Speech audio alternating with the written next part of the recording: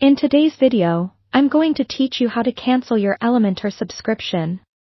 Whether you've found a new tool or are simply taking a break from site building, canceling your Elementor subscription is a straightforward process.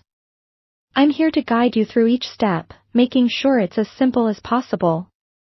To begin, open a web browser on your computer and log into your Elementor account. It's important to use the email and password associated with your subscription. Once you're logged in, look for your account dashboard. This is where you can manage your account settings, view your purchase history, and, most importantly, handle subscription details. Now, within your account dashboard, you should see an option labeled Subscriptions or My Subscriptions. Click on this to access a list of all your current Elementor subscriptions. If you have multiple subscriptions, make sure you select the exact one you wish to cancel. This step is crucial, as it avoids accidentally canceling something you still intend to use. Once you've identified the correct subscription, there will be an option to manage it. Click on Manage or whatever similar option is available. You may notice buttons or links labeled Cancel Subscription or End Subscription here. Don't hesitate to click on that. Elementor might ask you for some confirmation or feedback. Providing feedback is optional, but it can be helpful for Elementor to improve their service in the future. When prompted for confirmation, verify your choice to cancel.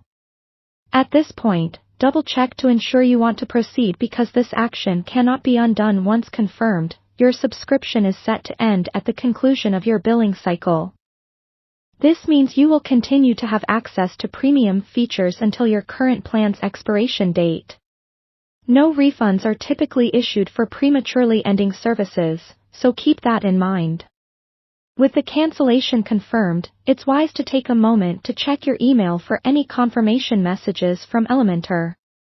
They usually send an email to acknowledge the cancellation, detailing the end date of your service.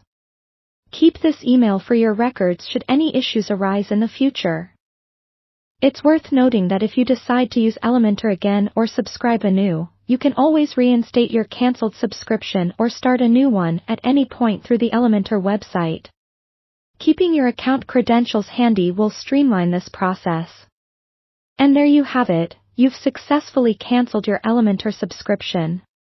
This concludes our tutorial for today. I hope this guide was helpful and easy to follow.